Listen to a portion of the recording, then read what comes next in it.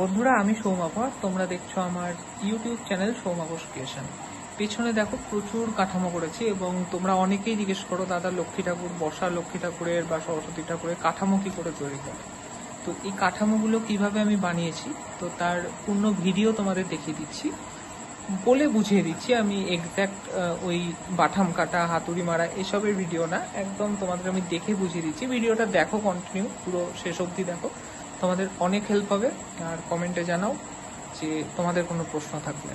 চলো দেখো, এখানে দেখো শ্রীলক্ষ্মী তৈরির জন্য মোটামুটি আমি 8খানা কাঠামো অলরেডি করে রেখেছি এবং কিছু কিছু একদম আলাদা রকম, মানে আলাদা কাঠামো, কিছু কিছু একরকম হলেও কিছু কিছু আলাদা। যেগুলো একরকম সেগুলো মোটামুটি পদ্মের ঠাকুর হবে। তো সেই জন্য মোটামুটি দেখো এই 3টে কাঠামো কিন্তু একই প্যাটার্নের। তো কিভাবে বানিয়েছি যদি জিজ্ঞেস করো, দেখো এই হচ্ছে ব্যাকগ্রাউন্ডটা দেখাচ্ছি।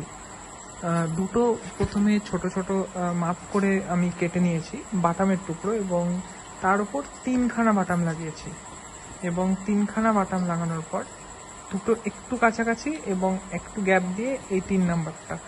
তো এই আর্মেচারটা হওয়ার পর এর ওপর দিয়ে আমি এমনি করে বাটাম সেট করেছি। এই বাটামের সাথে এই বাটাম পাশাপাশি 2খানা এবং এই বাটামটার সাথে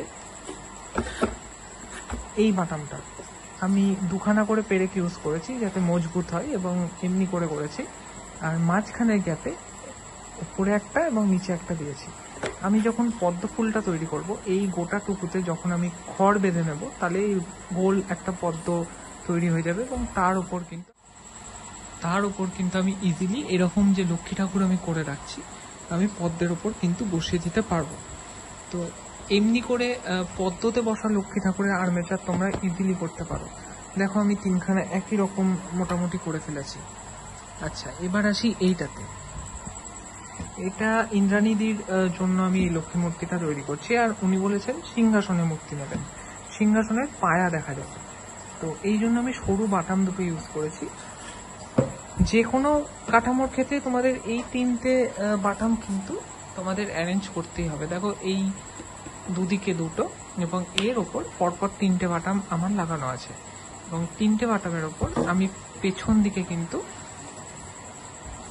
একটু প্লাইটা মোটা ইউজ করেছি, 4mm প্লাই ইউজ করেছি আমি। আর এরকম দুটো বাটাম বড় করে মেরে এটার হাইটটা আগে আমি মেজারমেন্ট করে নিয়েছি যে 16 ইঞ্চির মধ্যে এটা রাখতে হবে। আর এই প্লাইটা থেকে কাঁটাগুলো যে দেখো লক্ষ্য করে, এই বাটাম থেকে এই বাটাম বার করেছি, আবার সেম ভাবে এই বাটাম থেকে এটা বার করেছি। দুটো ঠিক রেখে মিডিলে এই বাটামটা মেরে আমি কিন্তু জয়েন্ট করে নিয়েছি। বসার ধাপি হয়ে যাওয়ার পর পেরেক দিয়ে আমি এই কি বলবো, এটা ধরো মাটি দিয়ে যখন পায়া করব, এই বাটামটা কিন্তু আমার ঢেকে যাবে, দেখে মনে হবে যে পায়ার উপরই বেস করে সিংহাসনটা রয়েছে। আর নিচটা আমি একটা প্লাই দিয়ে কভার করে নিয়েছি। এই বাটামের তলাটা সেম আগের মতো আমি এই দেখো পেরেক দেখছো, এই পেরেক দিয়ে কিন্তু বসিয়ে দিয়েছি। এই দেখো এই বাটামটা এই পেরেকের সাথে আটকানো আছে। তো এমনি করে তোমরা করতে পারো সিংহাসনে বসা ঠাকুরের কোনো আর্মেচার। এটা খুব সাধারণ একটা ঠাকুর। এখানে পেঁচার ওপর যেহেতু মা লক্ষ্মীর মূর্তিটা হবে, তো আমি শুধু জাস্ট কিছু কিছু টুকরো বার করে রেখেছি বাটামের, যাতে আর্মেচার করতে সুবিধা হয়। এটা তোমাদের দেখানোর মতো কিছু নাই, এটা খুবই সাধারণ। আমি 6mm প্লাই ইউজ করেছি এবং প্লাই থেকে দুটো একটা বাটাম মেরে জাস্ট সাপোর্টের জন্য বার করে রেখেছি। আচ্ছা, এই কাঠামো, এই ধরনের কাঠামো কালকে তোমাদের আমি শ্রীলক্ষ্মীর বানানোর মূর্তি দিচ্ছি এই কাঠামোর ওপর।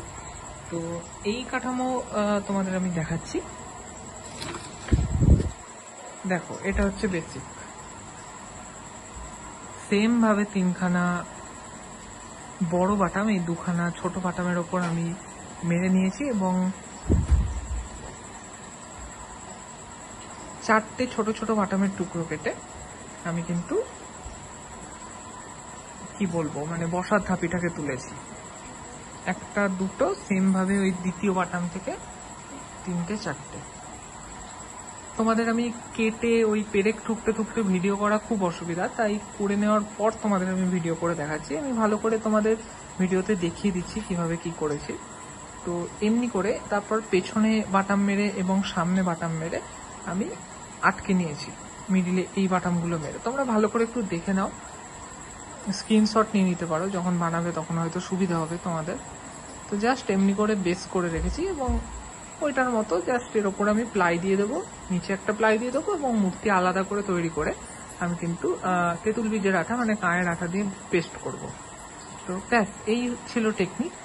এই ভিডিও এইটুকুই থাক, আগামীকাল চ্যানেলে চোখ রাখো, আমি লক্ষ্মী মূর্তি বানানোর একটা ছোট্ট ভিডিও দিচ্ছি। 2 মিনিটের মধ্যে শেষ করেছি, টাইম ল্যাপসে ভিডিও করেছি, তবে সেটাও তোমাদের অনেক হেল্প হবে। আমি মুখে কিছু টিপস দেবো। তো দেখা হচ্ছে কালকের ভিডিওতে। চলো টাটা।